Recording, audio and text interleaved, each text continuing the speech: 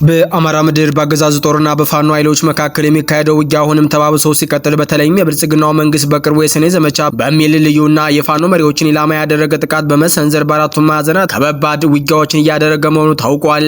በዚህም ለከበባ ወደ ሸዋ ቀጠና የገባው የብልጽግና ጦር በአፄ ዳዊት ክፍለ ጦር መደምሰሱ ተሰምቷል። ጀግኖቹ በመርካቤቴ አውራጃ በሬማ ከተማ በፈጸሙት ልዩ ኦፕሬሽን በርካታ የአገዛዙ ሰራዊት በመደምሰስ ድል ማስመዝገባቸው ተነግረዋል። የብልጽግናው የ101ኛ አየር ወለድ ክፍለ ጦር ቀይ ቦኔት ለባሾች ያለቁበት ነበር በተባለው ትንቅንቅ ውጊያው ከቀኑ 6 ሰዓት ጀምሮ እስከ ምሽቱ 12 ሰዓት ድረስ ለተከታታይ 6 ሰዓታት መደረጉም ታውቋል። ሌላው በደብረ ታቦርና በጋሳይ መካከል ባለው ስፍራ የተደረገው ውጊያ ሲሆን የፋኖ መሪዎችን አፍናለሁ ብሎ የገባው ጦር በቆረጣ ከባድ ሰብአዊና ቆሳዊ ኪሳራ ማስተናገዱ ነው የተነገረው። ትናንት ሰኔ 26 2018 ዓ.ም ጠዋት መነሻውን ከደብረ ታቦር ከተማ አድርጎ ወደ ጋሳይ ከተማ ሲንቀሳቀስ በነበረ የብልጽግናው ጥምር ጦር ላይ ከባድ እርምጃ በመውሰድ አኩሪ ድል ማስመዝገባቸውን የአማራ ፋኖ ብሔራዊ ንቅናቄ በላይ ዕዝ የሜጀር ጀነራል ባንታ ባተኮር ጉና ክፍለ ጦር ስር የመቅደል አምባ ብርጌድ በህዝብ ግንኙነቱ ክፍሉ በኩል በላከው መረጃ አስታውቋል። የአገዛዙ ኃይል አሰልፎ የነበረው ብዛት ያለው ተዋጊ ኃይልና የአየር መቃወሚያ እንዲሁም ሞርተርና ሌሎች ከባድ የቡድን መሳሪያዎች ዋጋ ቢስ በሆኑበት በዚህ ተጋድሎ ከተደመሰሱ ወታደሮች ባሻገር አንድ የጠላት ተሽከርካሪ በፋኖ ቦምበኞች ከተቀሞች ሲደረግ በርካታ የጠላት ወታደራዊ ቁሳቁሶች በሰዓት መጋየቱም ታውቋል። በወሎ ቀጠና መረጃችን በደሃና ወረዳ የአምደወርቅ ከተማ ምክትል ፖሊስ አዛዥን ጨምሮ 39 አገዛዙ ወታደሮች የተደመሰሱበት ውጊያ መካሄዱም ታውቋል። በቆይታችን መረጃዎችን በስፋት የምታደምጧቸው ይሆናል። ከአማራ ፋኖ ብሔራዊ ንቅናቄ ሸዋ ጠቅላይ ግዛት አሳምነው 7 ለ7 ክፍለ ጦር የተሰጠ አስቸኳይ መግለጫ ማለት ሰሙታላችሁ። ሰላም ጤና ይስጥልኝ የተከበራችሁ የሚዲያችን አድማጭ ተመልካቾች፣ አብራችሁ ስትቆዩ እነዚህንና ሌሎች ዝርዝር መረጃዎችን በስፋት ታደምጣላችሁ። ቻናሉን ሰብስክራይብ፣ ላይክ፣ ሼር በማድረግ አብራችሁን ቆዩ። አፄ ዳዊት ክፍለ ጦር በመርካቤቴ አውራጃ በሬማ ከተማ በፈጸመው ልዩ ኦፕሬሽን በርካታ የአገዛዙን ሰራዊት በመደምሰስ ድል ማስመዝገቡን አስታውቋል። የአማራ ፋኖ ብሔራዊ ንቅናቄ ሸዋ ጠቅላይ ግዛት አሳምነው አፄ አምደ ጽዮን ኮር አፄ ዳዊት ክፍለ ጦር በትጥቅ ትግል መስመር ወታደራዊ የበላይነትን እያረጋገጠ የሚገኘው የፋኖ ኃይል በመርካቤቴ አውራጃ በምትገኘው ሬማ ከተማና ዙሪያዋ ላይ ድንቅ የተቀናጀ ወታደራዊ ኦፕሬሽን መፈጸሙን የአፄ አምደ ጽዮን ኮር ሚዲያና ኮሙኒኬሽን ክፍል ገልጸዋል። ትናንት ሰኔ 26 ቀን 2018 ዓ.ም በአማራ ፋኖ ብሔራዊ ንቅናቄ ሸዋ ጠቅላይ ግዛት አሳምነው ስር የሚንቀሳቀሰው የአፄ ዳዊት ክፍለ ጦር የአገዛዙ ወታደራዊ አቅም መግለጫ ነው በሚባለው በ101ኛ አየር ወለድ ክፍለ ጦር ላይ ያነጣጠረ ጠንካራ ጥቃት ሰንዝረዋል። ከቀኑ 6 ሰዓት ጀምሮ እስከ ምሽቱ 12 ሰዓት ድረስ ለተከታታይ 6 ሰዓታት በዘለቀውና በፋኖ ከፍተኛ አመራሮች በተመራው በዚህ አውደ ውጊያ ኦፕሬሽን የፋኖ ሰራዊት የብልጽግናውን ኃይል ሙሉ በሙሉ ከበባ ውስጥ በማስገባት ስልታዊ የበላይነትን ተቀዳጅተዋል። የክፍለ ጦሩ አናብስቶች በአራዲት ቀበሌ፣ በቆሮ፣ በአፈር ባይኔ ቀበሌ እንዲሁም በከተማዋ ሰሜን አቅጣጫ በጠጠራምባ መስመር በኩል ወደ መሃል ከተማ በመዝለቅ በፈጸሙት የተቀናጀ ጥቃት ከ17 በላይ የሚሆኑት የ101ኛ አየር ወለድ ክፍለ ጦር ቀይ ቦኔት ለባሽ አባላት ሙሉ በሙሉ ሲደመሰሱ በርካታ ቁጥር ያላቸው የአገዛዙ ኃይሎች መቁሰላቸውንና ከፍተኛ ወታደራዊ ቁሳቁስና ሰብአዊ ኪሳራ ማስተናገዳቸውን የግንባር መረጃዎቻችን አረጋግጠዋል። ይሁን እንጂ በአውደ ውጊያ አይቀሬ ሽንፈት የገጠመውና በፋኖ ክንድ የደነገጠው የአገዛዙ ኃይል የተለመደውን የጦር ወንጀል በንጹሃን ዜጎች ላይ በመፈጸም ጸረ ህዝብነቱን አሳይቷል ብለዋል። በመደበኛ ስራ ላይ የነበረውን የአፈር ባይኔ ቀበሌ ነዋሪ ወጣት ሀብታሙ በላይሁን የመከላከያ ዩኒፎርም በማልበስና የሐሰት ድራማ በመስራት በአሰቃቂ ሁኔታ የረሸኑ ሲሆን በሬማ ከተማ መንገዶች፣ ግሮሰሪዎችና የህዝብ መሰብሰቢያዎች የነበሩ ንጹሃን ዜጎች ላይ የፈሪ በትራቸውን በማሳረፍ ከፍተኛ ድብደባ ፈጽመዋል። የአማራ ፋኖ ብሔራዊ ንቅናቄ ሸዋ ጠቅላይ ግዛት አሳምነው የህዝብ ግንኙነት መምሪያ ይህንን ወታደራዊ ድል በማብሰር በትጥቅ ትግሉ መስመር የህዝብን ህልውና በተባበረ ክንድ የማስከበሩ ተግባር ተጠናክሮ እንደሚቀጥልና ለሰማዕታት የሚገባው ክብር ሁሉ እንደሚሰጥ በጽኑ አረጋግጧል ሲል መረጃውን ያደረሰን የሸዋ ጠቅላይ ግዛት አሳምነው ህዝብ ግንኙነት መምሪያ ነው። በሌላ በኩል በደሃና ወረዳ የአምደወርቅ ከተማ ምክትል ፖሊስ አዛዥ ጨምሮ 39 የአገዛዙ ወታደሮች መደምሰሳቸው ተነገረ። የአማራ ፋኖ ብሔራዊ ንቅናቄ ወሎ ቤት አማራ ምኒልክ 303ኛ አሳምነው ኮር 19ኛ ክፍለ ጦር ዋግሹም ብርጌድ ከዋግምራ ብሔረሰብ አስተዳደር ዞን ደሃና ወረዳ አምደወርቅ ከተማ በመነሳት በሶስት አቅጣጫ ተንቀሳቅሶ የነበረውን የብልጽግና ኃይል በመመከት ወደ ማጥቃት በመሸጋገር አኩሪ ገድል ፈጽሞ ድል ተቀዳጅቷል። ከአምደወርቅ ከተማ በ04 ቀበሌ አርቢት፣ በ010 ቀበሌ አባማቦ እና በ017 ቀበሌ ጭርጉዚ አቅጣጫ ተንቀሳቅሶ የነበሩ የብልጽግና መከላከያ ሰራዊትና የአምደወርቅ ከተማ አስተዳደር ፖሊስና ሚኒሻ ኃይል ጭርጉዚና አካባቢ ላይ በፋኖ በተዘጋጀው ወጥመድ ሰተት ብለው ገብተው ከባድ እርምጃ እንደተወሰደባቸው ሚዲያችን በምኒልክ ዕዝ ከ303ኛ ኮር ህዝብ ግንኙነት ክፍል ለማረጋገጥ ተችሏል። አርበኞቹ ትላንት ሰኔ 26 ቀን 2018 ዓ.ም ከንጋት ጀምሮ በጠላት ላይ የተጠና የሽምቅ ውጊያ በመክፈት ከፍተኛ ሰብአዊና ቁሳዊ ኪሳራ አድርሰው ነው ድል የተቀዳጁት። በአውደ ውጊያው የደሃና ወረዳ መቀመጫ የሆነችውን የአምደወርቅ ከተማ አስተዳደር ፖሊስ ምክትል አዛዡን ኢንስፔክተር አበራ ሞገስን ጨምሮ 16 ወታደሮች ሲገደሉ ከ23 በላይ የሚሆኑ ወታደሮች ደግሞ በጽኑ ቆስለው ከውጊያ ስምሪቶች ተደርገዋል። በተጋድሎ አንድ AK-47 ክላሽንኮቭ ጨምሮ 13 የነፍስ ወከፍ መሳሪያና 128 ተተኳሽ እንዲሁም ሌሎች ወታደራዊ ቁሳቁሶች በፋኖ ቁጥጥር ስር መዋላቸውን ከ303ኛ አሳምነው ኮር ህዝብ ግንኙነት ክፍል ለማረጋገጥ ተችሏል። በሌላ በኩል በደብረ ታቦር በጋሳይ መካከል በብልጽግና ጦር ላይ ከባድ እርምጃ ተወሰደ። በአማራ ፋኖ ብሔራዊ ንቅናቄ በላይ እዝ ሜጀር ጀነራል ባንታ ባተኮር ጎና ክፍለ ጦር ስር የመቅደላ አምባ ብርጌድ ፋኖች ትናንት ሰኔ 26 ቀን 2018 ዓ.ም ጠዋት ላይ መነሻውን ከደብረ ታቦር ከተማ አድርጎ ወደ ጋሳይ ከተማ ሲንቀሳቀስ በነበረ የጠላት ጥምር ጦር ላይ ከባድ እርምጃ በመውሰድ አኩሪ ድል ማስመዝገባቸውን ክፍለ ጦሩ በህዝብ ግንኙነት ክፍሉ በኩል በላከው መረጃ አስታውቋል። የመቅደላ አምባ ብርጌድ አርበኞች በደብረ ታቦር ከተማና በጋሳይ ከተማ መካከል ህሩይ አባ አረጋይ አርሴማና ዋዶ በተባሉ አካባቢዎች ላይ በወሰዱት የሽምቅ እርምጃ 8 የጠላት ወታደሮች ሲገደሉ 6 ወታደሮች ደግሞ በጽኑ ቆስለው ከውጊያ ስምሪቶች ተደርገዋል። ከአርበኞቹ ፈጣን አጥቂነትና ከአካባቢ ደጀነት ጋር ተዳምሮ ያገዛዙ ኃይል አሰልፎት የነበረውን ብዛት ያለው ተዋጊ ኃይልና የአየር መቃወሚያ እንዲሁም ሞርተርና ሌሎች ከባድ መሳሪያዎችን ዋጋ ቢስ በሆኑበት በዚህ ተጋድሎ ከተደመሰሱ ወታደሮች ባሻገር አንድ የጠላት ተሽከርካሪ በፋኖ ቦምበኞች ከጥቅም ውጭ ሲደረግ በርካታ የጠላት ወታደራዊ ቁሳቁሶች በእሳት ጋይቶ መውደማቸውን ሚዲያችን ከጉና ክፍለ ጦር ለማረጋገጥ ችሏል። የብልጽግና ጦር ከወደ ፋኖ የተወሰደበትን ቅጽበታዊና እጅግ ጠንካራ እርምጃ መቋቋም አቅቶት በተሽመደመደበት በዚህ ተጋድሎ አርበኞቹ የጠላትን የእንቅስቃሴ እቅድ አስቀድሞ በመጥለፍ የተጠና ጥቃት ከፍቶ በማሽመድመድ ካደረሱበት ከባድ ሰብአዊና ቁሳዊ ውድመት በተጨማሪ የውጊያ የበላይነታቸውን በማስከበር ቁልፍ ወታደራዊ ስራዎችን በቁጥጥራቸው ስራ አስገብተዋል። በሌላ በኩል ትናንት ሰኔ 26 2018 ዓ.ም ከሌሊቱ 11 ሰዓት ጀምሮ የ208ኛ ራስ አሞራ ውብነህ ኮር ደጃች አያሌው ብሩ ክፍለ ጦርን ለመደምሰስ የተንቀሳቀሱ የብልጽግና ሰራዊት ቀድመው መንቀሳቀሻ በሩን እንደፈጣጥለው በጠበቁት የክፍለ ጦሩ ሰራዊት አባላት ክፉኛ መመታቱ ተሰማ። ይሄው ሰራዊት በቦዛ ግንባር በ3 አቅጣጫ በዳባት በጭና በአብጥራ በ13 በአንድ አይጠጣሽ አቅጣጫዎች ከ9 በላይ ድሽቃና ሌሎች ሜካናይዝድ ጦር አቀናጅቶ በርካታ ሰራዊት አሰማርቶ ያቀደው እቅድ በነበልባሎቹ ብርቱ ክንድ ደቋል ነው የተባለው። ውጊያው በበላይ እዝ ከፍተኛ አመራር አርበኛ አራጋው እንዳለ በኮር ዋና ዘመቻ መምሪያ አምሳ አለቃ አስራት፣ የኮሩ ፖለቲካ መምሪያ ኃላፊ ኢንጂነር ጻድቃን ዋለልኝ እንዲሁም በክፍለ ጦር ዋና አዛዥ አርበኛ ከቡሬ ፍታ አውራሪነት የተመራ ውጤታማ ተጋድሎ ተከናውኗል። አሁንም በዚህ ሰዓት የኮሩ ሌላኛው የክንፍ ጦር አሃድ የሆነው የሰሜን አምባራስ ክፍለ ጦር ሰራዊት ስምሪት ወስዶ እንቅስቃሴ ላይ ይገኛል ሲል የአማራ ፋኖ ብሔራዊ ንቅናቄ በላይ ዘለቀ እዝ 208ኛ ራስ አሞራ ውብነህ ኮር ደጃች አያሌው ብሩ ክፍለ ጦር ህዝብ ግንኙነት ክፍል መረጃውን አድርሰዋል።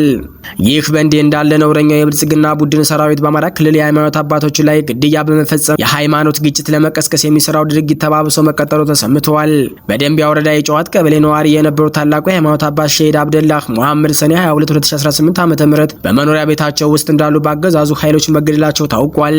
በተመሳሳይ በያዝነው ሰኔ ወር በወሎ ቤት አማራ ባቲ ከተማ አንድ ካህን በአሰቃቂ ሁኔታ የገደለው የብልጽግና አገዛዝ በጎጃም ዳንግላ ከተማ ላይ ደግሞ የሁጥባ መስጂድ ኢማም የሆኑትን አንድ ሸሂድን በማስገደድ የሃይማኖት ግጭትን የመቀስቀስ ሴራውን አባብሶ ቀጥሏል። በደንቢያ ወረዳ ጨዋሂት ቀበሌ ላይ አንድ ታላቅ አሊምን በመግደል አርመናዊነቱን በድጋሚ አሳይቷል። በጎንደር ደንቢያ ወረዳ ጨዋሂት ቀበሌ ላይ ሰኔ 22 2018 ዓ.ም በአገዛዙ ስውር ገዳይ ቡድኖች በገፍ የተገደሉት ሸሂድ አብደላ ሙሐመድ ከሃይማኖታዊ አባትነታቸው ባሻገር ደግ ሩህሩህ በየጊዜው ሰደቃ በማውጣት ምስኪኖችን በማብላትና ባህላዊ ሕክምናን በመስጠት የሚታወቁ ሲሆኑ ፍትህ ላጣ ወገናቸው የሚቆረቆሩና ባገኙት አጋጣሚ ሁሉ ለህዝብ ወግንናቸውን ሲያሳዩ የነበሩ አባት መሆናቸው ተገልጸዋል።